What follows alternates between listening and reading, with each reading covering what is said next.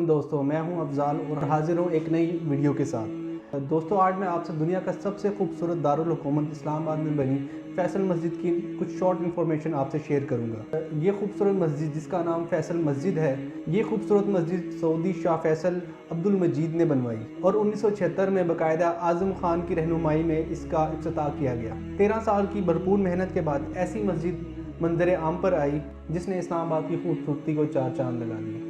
इस पर 120 मिलियन लागत आई और इस मस्जिद को एशिया की सबसे बड़ी मस्जिद होने का एजाज़ हासिल है और रकबे के लिहाज से दुनिया की चौथी बड़ी मस्जिद भी है।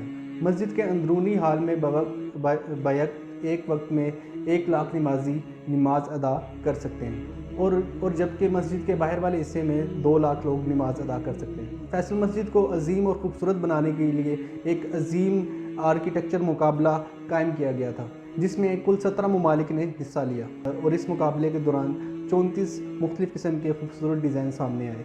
इस मुकाबले को तुर्की के एक आर्किटेक्ट ने जीत लिया और इस मस्जिद पे बाकायदा काम किया गया। तो ये है कुछ शॉर्ट इन्फॉर्मेशन जो मैंने आपको दी। तो जुड़े रहिएगा शॉर्ट मोमेंट्स के साथ और इन्जॉय करें every moment with short moments.